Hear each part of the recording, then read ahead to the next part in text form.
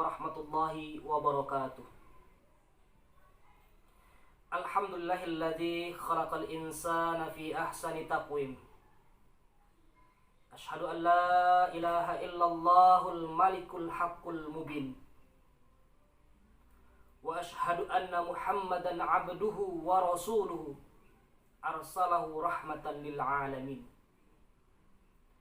Allahumma salli wa sallim ala sayyidina Muhammad wa ala ali sayyidina Muhammad wa ala alihi wa ashabihi wa man tabi'ahum bi ihsanin ila yaumiddin. Amma ba'd. Ikhwati fillah, marilah kita sama-sama bersyukur kepada Allah Subhanahu wa taala. Karena sampai saat ini, sampai detik ini, Allah Subhanahu wa taala masih memberikan kesehatan kepada kita. Dan sampai saat ini juga Allah Subhanahu wa taala masih memberikan kesempatan kepada kita untuk beribadah kepadanya. Mudah-mudahan nikmat yang Allah berikan kepada kita senantiasa kita syukuri dengan beribadah kepada Allah Subhanahu wa taala. Salawat dan salam semoga tetap tercurahkan kepada junjungan kita, suri tauladan kita, panutan kita, Nabi Agung, Nabi besar Muhammad sallallahu alaihi wasallam, para keluarga, para sahabat Rasulullah, dan sampai para kita pengikut Rasulullah hingga akhir zaman. Ikhwati fillah, saat ini kita sedang diuji oleh Allah Subhanahu wa taala. Diuji dengan ujian virus corona atau COVID-19 yang masih belum berakhir di beberapa wilayah, terkhusus di Indonesia. Pemerintah tak hanya memberlakukan social distancing, namun pemerintah juga melakukan pembatasan sosial berskala besar, PSBB. Hal inilah yang menyebabkan terbatasnya aktivitas-aktivitas kita di luar rumah, termasuk juga ibadah-ibadah kita di masjid yang kita lakukan. Mudah-mudahan Allah Subhanahu wa taala mendengarkan doa-doa kita, mengangkat dengan segera musibah ini, sehingga di akhir Ramadan ini semua virus-virus itu tidak ada lagi di dunia, terkhusus di Indonesia. Ikhwati fillah, yang akan menjadi pembahasan kita kali ini, bolehkah sholat Idul Fitri sendirian atau berjamaah yang akan kita kerjakan di rumah? Kalau boleh, bagaimana caranya?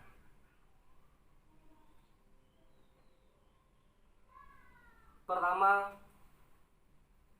yang perlu kita tegaskan bahwasanya sholat Idul Fitri ini adalah sunnah. Apabila kita kerjakan, kita akan mendapatkan pahala dari Allah Subhanahu wa taala. Dan apabila kita tinggalkan, kita tidak akan mendapatkan dosa. Karena sholat Idul Fitri ini adalah sunnah, maka ia tidak boleh mengancam atau membahayakan sesuatu yang wajib, seperti menjaga kehidupan, melindungi persatuan, dan menjaga keutuhan ukhuwah Islamiyah. Dalam kitab juz 2 halaman 482, Imam Syafi'i mengatakan, jika ada dua kelompok atau sekelompok orang melihat bulan pada akhir 29 Ramadan dan mereka belum diterima kesaksiannya oleh negara, maka mereka itu boleh berbuka esok harinya dan melaksanakan sholat Idul Fitri mereka sendiri maupun berjamaah yang dilakukan secara tertutup.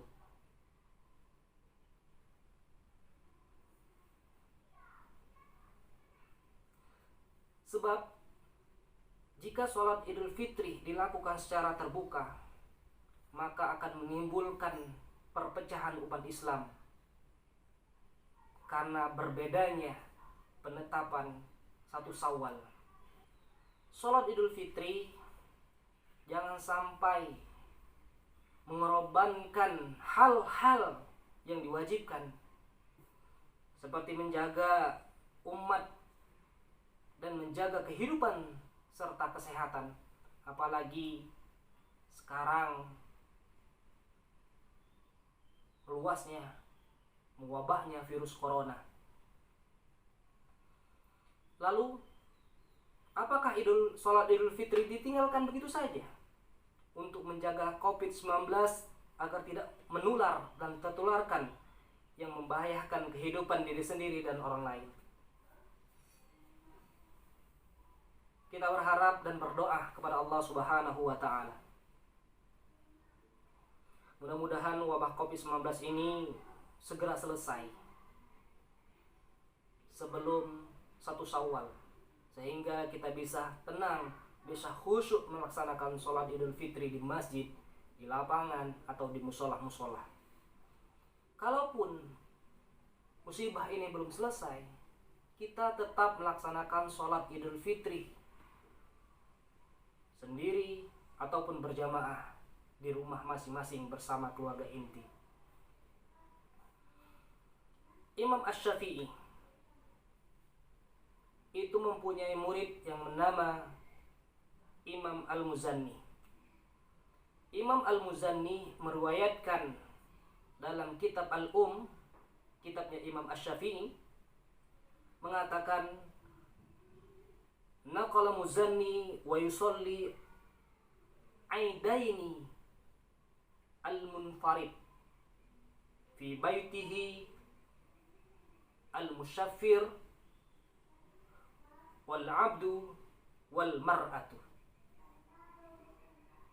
Kata Imam Al-Muzanni dalam kitab Al-Um karangan Imam Asy-Syafi'i mengatakan, boleh sholat Idul Fitri maupun Idul Adha fi baitihi, di rumahnya, al-munfarid, sendirian, atau berjamaah bersama keluarga inti, wal musyaffir, orang yang berpergian, atau yang sekarang orang yang merantau, yang tidak bisa pulang kampung, mudik. Kalau mulai mudik ditangkap, ini bisa melaksanakan sholat Id di rumah. Wal abdu, budak. Di zaman Rasulullah, budak itu kalau tidak diizinkan oleh tuannya untuk keluar rumah, maka budak itu tidak boleh keluar rumah. Akan tetapi budak itu bisa melakukan sholat Id di rumahnya. Yang terakhir, al-mar'atu, perempuan. Perempuan yang keluar rumah takut tidak ada mahram, maka sebaiknya di rumah saja. Secara umum, tata cara sholat Idul Fitri dan bacaannya itu tidak berbeda jauh dengan sholat-sholat pada umumnya. Namun yang membedakannya adalah kesunnahannya, seperti membaca takbir, tahmid, tasbih, serta surat-surat khusus lainnya. Apabila seseorang melakukan sholat Id di rumahnya, boleh dia berkhutbah untuk dirinya sendiri, atau kalau dia tidak mau berkhutbah, tidak apa-apa, tidak melaksanakan khutbah. Kan tetapi kalau di rumahnya situ ada kakek, ada nenek, ada ayah, ada ibu, ada anak laki-laki, ada anak perempuan, di situ boleh melaksanakan khutbah khutbah Idul Fitri atau Idul Adha. Untuk khutbah itu rukunnya 5, sama seperti khutbah sholat Jumat. Berdiri, takbir, mengucapkan hamdalah, sholawat, habis sholawat membaca ayat suci Al-Quran. Misalnya Pak, ya ayyuhallazina amanu taqullaha haqqa tuqatih wa la tamutunna illa wa antum muslimun. Al-Quran atau ayat apa saja. Jika tidak hafal, cukup membaca Qul huwallahu ahad, Allahus somad, lam yalid wa lam yulad wa lam yakul lahu kufuwan ahad, untuk membaca suci Al-Quran. Kemudian membaca wasiat takwa, ittaqullah. Kalau dia tidak bisa bahasa Arab, boleh bahasa Indonesia. Marilah kita bertakwa kepada Allah Subhanahu wa taala. Takwa dalam artian menjalankan semua perintah-perintah Allah dan menjauhkan semua larangan-larangan Allah. Setelah itu berdoa meminta ampunan, maghfirah kepada Allah Subhanahu wa taala untuk kaum muslimin dan muslimat yang ada di dunia. Kalau nggak bisa bahasa Arab, doanya cukup pakai bahasa Indonesia. Ya Allah, lepaskanlah kami dari malapetaka bencana musibah ini. Kemudian ucapan alhamdulillah, selesai. Khutbah dilakukan 2 kali dengan tata cara yang sama seperti khutbah yang pertama tadi. Setelah itu lakukanlah 1 kali lagi, karena sholat Idul Fitri berjamaah harus khutbahnya 2 kali. Duduk sebentar, kemudian tegak berdiri dan lakukan khutbah yang kedua, sama seperti khutbah yang pertama tadi.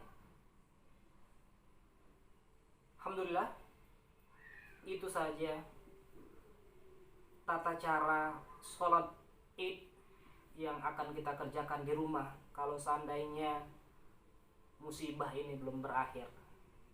Jadi tidak ada alasan bagi kita untuk tidak sholat Idul Fitri karena tidak kita kerjakan di masjid, tapi kita bisa kerjakan di rumah. Mungkin ini saja yang dapat saya sampaikan. Lebih dan kurang saya mohon maaf. Kepada Allah saya mohon ampun. Khairul kalam. Assalamualaikum warahmatullahi wabarakatuh.